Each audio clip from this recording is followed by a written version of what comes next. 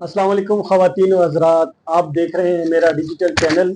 इस चैनल में मैं मुख्तलिफ प्रोग्राम लेके आता हूँ और मेरा ज़्यादा फोकस जो है शेर व अदब की तरफ है। और आप मेरा एक मुस्तकिल सिलसिला रुदाद अदब पिछले कई हफ्तों से देख रहे हैं। इसमें मैं मुख्तलिफ प्रोग्रामों में जाके आपको उनकी इतला देता हूँ और मुख्तलिफ शख्सियात से जो शेर व अदब से मुंसलिक हैं उनसे आपका तारफ़ करवाता हूँ और उनके साथ पॉडकास्ट होता है, गुफ्तगू होती है, बातचीत होती है, जिसमें हम सब के लिए सीखने को बहुत कुछ मिलता है। आज मैं हूँ एक शख्सियत के पास, प्रोफेसर खालिद सुहेल मलिक साहब। ये शायर हैं, ड्रामा निगार हैं, कालम निगार हैं, खाका, इंशाइया और रेडियो ब्रॉडकास्टिंग और इससे ज़्यादा जो है उस्ताद हैं, प्रोफेसर हैं, पढ़ाते हैं और शेर व अदब से बहुत अरसे से इनका ताल्लुक है। और पेशावर की जितनी भी अदबी तंजीमें हैं, अदबी महफिल हैं, उनमें ये नुमाया रहे हैं। मैं उनसे दरख्वास्त करूंगा कि वो अपना तारफ आपसे करवा दें। अस्सलाम वालेकुम डॉक्टर साहब, बहुत शुक्रिया। बस तारुफ तो इतना आपने करवा दिया। पेशावर से ताल्लुक़ है जनाब, और पेशावर से मोहब्बत भी है और सारे पाकिस्तान से मोहब्बत है। और चूँकि ये जो सिलसिला है अदब का, ये कुछ यूँ है जनाब के मास्टर किया लिटरेचर में, तो उसके बाद पेशावर में आपको पता है कि तंजीमी सरगर्मियाँ बहुत ज़्यादा होती हैं। और उस ज़माने में भी हल्का रबाब ज़ौक़ और परचोल और इस किस्म के फ़रोग़ हिंद को, इस किस्म के इदारे थे जिनमें उठना बैठना था। और चूँकि सीनियर्स भी बड़े शानदार हमें मिले, खातिर गज़नवी साहब, नासिर अली सैयद साहब, नज़ीर तबस्सुम साहब, अज़ीज़ इजाज़ साहब, मुश्ताक शबाब साहब और यूसुफ अज़ीज़ाद किसका नाम लूँ, एजाज राई साहब। तो वो बहुत बड़ी शख्सियात थी और अल्लाह उनको रखे जो हयात हैं। तो उनके पास फ़न का एक ख़जाना था, तो वो भी उनसे कुछ फैज़ हमने हासिल किया और 1993 से लिखने लिखाने का सिलसिला शुरू हुआ। और फिर मुख्तलिफ मीडियम में, क्योंकि मेरा ज़्यादा जो फोकस है वो नसर में ही रहा है। बेसिकली मैं अफसाना निगार कहलवाना ज़्यादा काबिल फ़ख्र महसूस करता हूँ। तो अफसाना मेरी असल है और अफसाने की 2 किताबें भी मेरी आ चुकी हैं। एक 2003 में आई थी, आपड़ा बेड़ा आपड़ी कहानी, हिंदू ज़बान में था। और अभी रिसेंटली मेरी किताब 2023 में मूनसून के उन्वान से आई है। अफसाने हैं उसमें भी, तो अफसाना मेरा वो है। उसके अलावा किताबें मैंने और भी लिखी हैं, बच्चों का अदब काफ़ी मैंने तख्लीक किया है, कुछ टेक्स्ट बुक बोर्ड ने भी छापी हैं। टेक्स्ट बुक बोर्ड के लिए मेरी और भी कलमी काविशें हैं। हिंदू का पहला कायदा मैंने लिखा टेक्स्ट बुक बोर्ड के लिए। और इस तरह फ़नून में औराक में छपा, फ़नून में छपा, इजराम में छपा, जो बड़े बड़े रसाइल हैं अल्लाह ने मेहरबानी फरमाई है और उनमें छपा। और फिर टेलीविज़न से रिश्ता हुआ, रेडियो से रिश्ता हुआ। टेलीविज़न के लिए मैंने काफ़ी सीरियल्स लिखे हैं, उर्दू में, हिंदको में और पश्तो में भी। तो अभी मैंने सिलसिला शुरू किया है, लेकिन मेरा ज़्यादा काम हिंदको का है और फिर उर्दू का है। और उसी ड्रामे पर मुझे अवार्ड भी मिला पीटीवी से 2011 में शायद। तो रेडियो के लिए बहुत सा काम किया, बहुत सारे आर्टिकल्स, ड्रामे और ब्रॉडकास्टिंग भी की, आपने जिस तरह फरमाया। तो इस तरह अदब की जो नस्ल की जो मुख्तलिफ असनाफ हैं, इंशाइया, खाका, रिपोर्टाज और ये चीज़ें जो हैं, कॉलम मैंने 15-20 साल लिखा है, आपके साथ ही एक अखबार में लिखते हैं। तो ये सारी चीज़ें जो हैं बड़ी मुझे खुद इस लिखते हुए मज़ा आता है, लुत्फ़ आता है। और अल्लाह की मेहरबानी ये है कि लोगों ने मेरे काम को पसंद भी किया है। और ख़ास तौर पर जो आपने तंज़ीमी हवाला किया, मैं कुछ अरसा हल्का रबाब ज़ौक़ का सेक्रेटरी भी रहा और मेरा एक रोमांस है। तो मैं समझता हूँ कि पेशावर की मिट्टी जो है, इसके अंदर तख्लीक के बड़े इम्कानात हैं। तो वही इम्कानात हमें भी वदीयत हुए, तो कुछ टूटा-फूटा हमने लिखा। जी। अच्छा, अभी आपने ये बात की कि आप जिस वक़्त आपने शेर व अदब में ये तंज़ीमें हैं, तो वहाँ आप लोगों को हौसला अफ़ज़ाई मिली जो हमारे असातिज़ा हैं शेर व अदब की। तो अभी कुछ जो नए नौजवान हैं, उनको ये गिला है, क्योंकि नौजवानों को अक्सर गिला रहता है, तो उनको ये है कि हमें उस तरह का माहौल नहीं मिल रहा। देखें, बात ये है कि अभी तो ज़िंदगी बड़ी फ़ास्ट हो गई है, तेज़ हो गई है। मैं ये समझता हूँ कि अब भी महाफ़िल जो हैं, ہو رہی ہیں اور ٹھیک ٹھاک ہو رہی ہیں. حلقہ ارباب ذوق آپ دیکھ لیں بڑی تسلسل سے چل رہا ہے.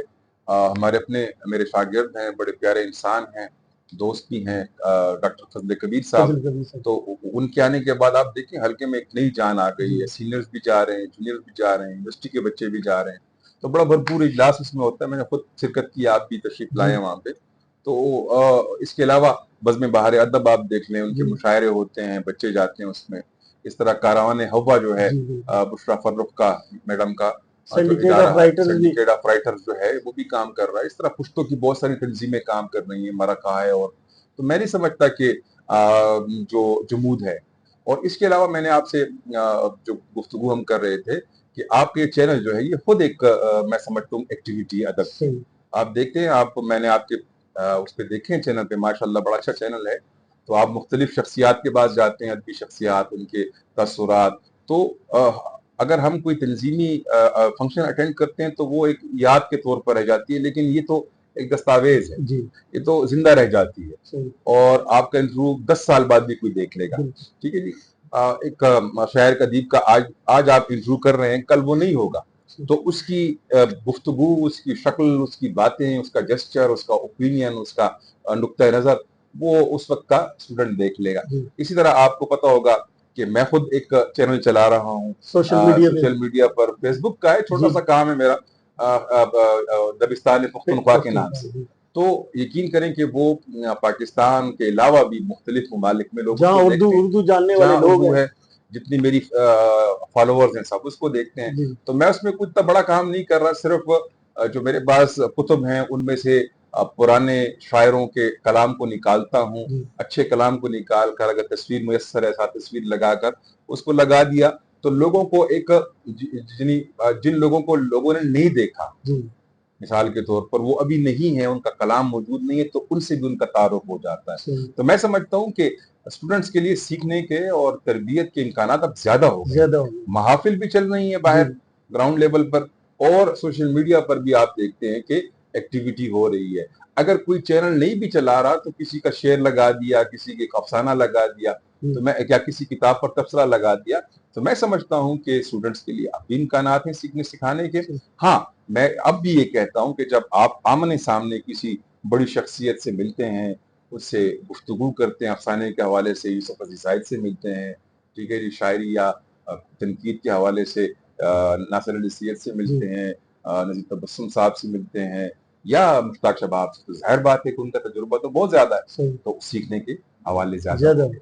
اچھا, ابھی آپ نے اردو میں بھی کہا اور علاقائی زبانوں میں بھی, ہندکو میں بھی, پشتو میں بھی آپ, تو آپ کیا سمجھتے ہیں کہ ہندکو کو اتنی پذیرائی مل رہی ہے؟ ایون ابھی آپ نے ایبٹ آباد یا ابھی لاسٹ ٹائم گئے تھے, وہاں بھی ہندکو کا کوئی پروگرام تھا. جی جی.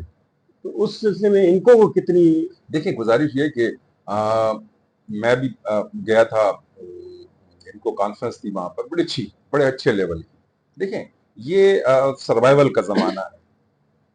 سوال یہ ہے کہ کوئی زبان جو ہوتی ہے, اس کے بولنے والے جو ہوتے ہیں, اس میں تخلیق, تنقید, اس میں علمی حوالوں سے وہ زبان کتنی لکھی جا رہی ہے, کتنا اس کا ایکسپوجر ہے. تو اس کے لیے تو مطلب لوگ کام کرتے ہیں. اور یہ تحریک جو ہے ان کو زبان کی اگر میں کہتا ہوں تو وہ 60s میں انجام اخبار سے اس کا سفر شروع ہوا, اور ایک نیا دور اس کا شروع ہوتا ہے. اور اس کے بعد آپ دیکھتے ہیں کہ رضا ہمدانی صاحب, جوہر میر صاحب, اور اس طرح بڑے لوگوں نے اس میں کام کیا. پھر اسامر مختار نیر صاحب کا بہت بڑا کنٹریبیوشن. پھر پرچول ایک ادارہ شروع ہوا, اس کا کنٹریبیوشن تھا. فروغ ہندکو کا ایک تھا. ہزارے میں مختلف تنظیمیں, گندھارا ہندکو بورڈ نے اپنا کام کیا, کوہاٹ میں بھی. تو میں سمجھ رہا ہوں کہ یہ چیزیں چل رہی ہیں. اور اس میں کسی بھی زبان کا ذخیرہ ادب جتنا بڑھتا ہے, اتنی ہی اس زبان کی ویلیو بنتی ہے. اب اردو اس لیے آگے چلی گئی, بہت آگے, کہ اس میں آپ دیکھ لیں کہ ایک بہت زیادہ کام ہوا ہے. افسانہ ہے, ناول ہے, شاعری کی مختلف اصناف میں. تو جتنا اس کا ذخیرہ ادب بڑھتا ہے, اس کی پریسٹیج بڑھتی ہے. تو ہندکو میں سمجھتا ہوں کہ اگرچہ اتنی آگے نہیں گئی اس تخلیق ادب میں, لیکن اب بھی اس کے اندر اتنے امکانات موجود ہیں, اس کے اندر اتنا سٹینڈرڈ موجود ہے کہ ہم ان کو, اس زبان کو دوسری زبانوں کے قریب کر سکتے ہیں. آپ بحیثیت استاد اور آپ اپنے طلبہ میں دیکھتے ہیں کیا ہندکوں میں ابھی فیوچر اس کا ہے, لوگ لکھنے والے ہیں؟ بالکل ہے, ہمارے رسائل نکلتے ہیں, ہر کالج کا اپنا رسالہ ہے, اس میں اردو, پشتو, انگریزی کے علاوہ ہندکو بھی شامل ہوتی ہے, اور ایک بچے اس طرف آ رہے ہیں. آپ دیکھیں یہ جو ماں بولی ہوتی ہے یا مادری زبان جسے ہم کہتے ہیں, یہ ایک الگ سے ایک محبت ہے, ایک رشتہ ہے. لیکن دیکھیں آپ جب زبان کو دیکھتے ہیں تو سب سے پہلے تو آپ کو اس زبان کو پڑھنا آنا چاہیے, پھر اس کو لکھنا آنا چاہیے. تو اگر ہم اس لیول تک اپنی زبان کو لے آتے ہیں کہ فریکوینٹلی فلوئنٹلی آپ اس زبان کو پڑھ سکتے ہیں, لکھ سکتے ہیں, تو یقیناً اس میں امکانات نکل آئیں. جی اچھا, ابھی آپ نے بچوں کے ادب کے بارے میں ایک بات کی. بچوں کا ادب پورے پاکستان میں بہت کم ہے, اور پھر ہمارے پختونخوا میں تو بہت کم لکھنے والے ہیں. اس بارے میں دیکھیں, اس طرح ہے کہ بچوں کا ادب جو ہے وہ کبھی بھی اس کو سنجیدہ نہیں لیا گیا. جی, اور حالانکہ میرے خیال میں بچوں کا ادب سب سے مشکل ہے. اس کی وجہ یہ ہے کہ اگر میں افسانہ لکھتا ہوں, اگر میں ناول لکھتا ہوں, اگر میں شاعری کرتا ہوں, تو اپنی ایج میں رہ کر انہی جذبات کو, انہی احساسات کو نکالنا ہے. لیکن جو بچوں کے جب ادب میں لکھتا ہوں تو مجھے بالکل بچہ بن کر سوچنا پڑتا ہے, وہی احساس لانا پڑتا ہے, وہی جذبہ لانا پڑتا ہے, اسی فیز میں جانا پڑتا ہے. تو اگر کوئی شاعر ادیب اس فیز میں جانے کی قوت رکھتا ہے, اس ٹائم مشین سے بیٹھ کر وہاں پہنچ سکتا ہے, تو وہ لکھ سکے گا. اب میں سمجھتا ہوں کہ یہ دور جو ہے بچوں کے ادب کے لیے بڑا فروٹفل ادب ہے. مختلف تنظیمیں کام کر رہی ہیں, مختلف ادارے اس کو سپورٹ کر رہے ہیں. پشاور میں بہت بڑے بڑے نام موجود ہیں. اسحاق پرتک صاحب نے بچوں کا ادب لکھا ہے, میں نے لکھا ہے, ہمارے دوست ہیں عمران یوسفزئی صاحب, انہوں نے لکھا ہے. اور سب سے بڑا نام میں سمجھتا ہوں کہ وہ ہمارے راج افریدی صاحب ہیں. تو آپ دیکھ لیں کہ وہ انہوں نے بچوں کے ادب کو ایک مکمل ایکٹیویٹی کے طور پر اختیار کیا ہوا ہے, اور وہ رسالہ بھی نکالتے ہیں, کوکلیں, کوئی اخبار بھی نکالتے ہیں, اور ان کی کتابیں بھی آتی ہیں. تو میں سمجھتا ہوں کہ یہ دور خیبر پختونخوا کے حوالے سے بچوں کے ادب کے لیے ایک اچھا دور ہے, اور لوگ اس طرف اٹریکٹ ہو رہے ہیں. اچھا, یہ بچوں کا ادب ہر کسی کا کام نہیں ہے, یہ مزاج کی بات ہے, جس طرح میں نے کہا مزاج کی بات ہے. تو اس مزاج کے لوگ اب اس طرف آ رہے ہیں. صحیح. اچھا, یہ جو ٹیلی ویژن کے لیے لکھنا ہے, عام لکھنے سے, افسانے سے, اور ڈرامہ جو ہے تھوڑا مختلف میڈیا ہے. بالکل بالکل, یہ بالکل مختلف اس لیے ہے کہ آپ جب ٹیلی ویژن کے لیے لکھتے ہیں تو آپ سب سے پہلے آپ کو ٹیلی ویژن کی یا ایون ریڈیو کے لیے آپ لکھ رہے ہیں, تو اس کی پالیسی کا آپ کو پتا ہونا چاہیے کہ ان کی پالیسی کیا ہے, اس کی پالیسی کیا ہے, اور اس پالیسی کے کو ذہن میں رکھ کر آپ نے لکھنا ہوتا ہے. ایک چیز جو بڑی اہم ہے اس حوالے سے کہ افسانے میں میرے پاس کھلی چھٹی ہے. اگر میں کہوں افسانے میں میرے پاس کھلی چھٹی ہے کہ میں نے کیا کہنا ہے کیا نہیں کہنا. لیکن ٹیلی ویژن یا ریڈیو کے لیے آپ کے لیے ایک سب سے اہم بات یہ کہ آپ نے کیا نہیں دکھانا, کیا نہیں کہنا. ملٹیپل فیکٹرز ہیں. اور دوسری بات یہ کہ میں سمجھتا ہوں کہ چونکہ وہ ایک عوامی چیز ہے تو اس میں آپ نے ایک پیغام بھی دینا ہوتا ہے, اور اس میں دوسری چیز یہ کہ وہ رائٹر کی اکیلی پروڈکٹ نہیں ہے, اس پہ پروڈکشن کے اپنے لوگ ہوتے ہیں. ٹھیک ہے جی, تو پروڈیوسر کے ساتھ تو جب بھی ہم ڈرامہ لکھتے ہیں تو ادارے کا بھی ہوتا ہے کہ اس کی پالیسی کس طرح ہے. میں نے آپ سے کہا نا, پالیسی کو بھی آپ نے ذہن میں رکھنا ہے. تو جب بھی ہم ڈرامہ لکھتے ہیں ٹیلی ویژن کے لیے, ریڈیو کے لیے, تو پروڈیوسر کے ساتھ ہماری انٹریکشنز ہوتی ہیں, اور اس ملاپ سے, اس انٹریکشن کے ملاپ سے ایک تخلیق جو ہے وہ سامنے آتی ہے.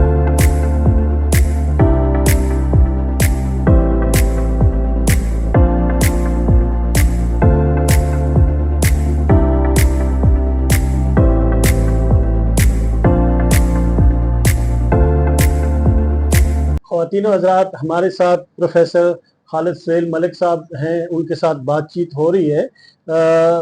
بات کو آگے بڑھائیں گے. میں ان سے درخواست کروں گا کہ ادب کی اہمیت کے بارے میں کچھ بتائیں. دیکھیں, ادب ان علوم میں سے ہے کہ جو آپ کی سوسائٹی پر جس کا ایک بہت بڑا امپیکٹ ہوتا ہے. ادب جو ہے, چاہے وہ شعر ہے, چاہے وہ نثر ہے, ناول ہے, ڈرامہ ہے, غزل ہے, نظم ہے, اس میڈیم کے ذریعے ہم ایک شعور جو ہے, اس شعور کی جو ہم کہہ سکتے ہیں بالیدگی ہے, یا اس شعور کی جو پرداخت ہے, یا اس شعور کی جو میچور جو ہے, وہ آپ کے شعور کو پختہ کرتا ہے. میں جس طرح میں عرض کر رہا تھا کہ ایک اچھا پروفیشنل ہونے کے لیے آپ کوئی بھی اسٹڈیز کر سکتے ہیں، ایک اچھا ڈاکٹر بننے کے لیے، ایک اچھا انجینئر، لیکن ادب جو ہے اچھا انسان بناتا ہے۔ ادب میں دو بنیادی چیزیں ہوتی ہیں۔ پہلی چیز یہ ہے کہ ادب جو ہے وہ غیر محسوس طریقے سے آپ کو انفارمیشن بھی دے رہا ہوتا ہے، زندگی کا تجربہ بھی سکھا رہا ہوتا ہے، ٹھیک ہے جی، اور آپ کی اخلاقی تربیت بھی کر رہا ہوتا ہے۔ آپ دیکھ لیں کہ ادب میں بھی آپ دیکھیں تو خیر و شر کی آمیزش دکھائی جا رہی ہے۔ آپ کبھی بھی اگر کوئی ڈرامہ آپ دیکھ رہے ہیں تو کبھی بھی جب ڈرامہ کو دیکھتے ہوئے آپ ویلن کا ساتھ نہیں دیں گے، آپ ہمیشہ ہیرو کا دیں گے، کیونکہ ہیرو سچ کا ساتھی ہوتا ہے، ٹھیک ہے جی۔ تو یہ چیز آپ کو بار بار جو لٹریچر ہم پڑھتے ہیں اچھے اور برے کی تمیز کروا رہا ہوتا ہے، اچھے اور برے کی تمیز کروا رہا ہوتا ہے۔ اس کے ساتھ میں نے آپ سے کہا کہ جو سب سے اہم چیز ہے انسان کے اچھے انسان بننے کے لیے، وہ انسان کے اسٹیٹکس ہیں، آپ کا ذوق سلیم ہے۔ تو ادب جو ہے وہ آپ کے ذوق سلیم کو پروموٹ کرتا ہے۔ بہت ساری چیزیں ہم زندگی میں استعمال کرتے ہیں جن کا مادی کو فائدہ نہیں ہے۔ اب پھول کا کوئی مادی فائدہ نہیں ہے، ٹھیک ہے جی، ہم پھول اگاتے ہیں اس کی خوشبو کے لیے اور اس کے رنگ کے لیے، اور وہ ماحول کو خوبصورت بناتا ہے۔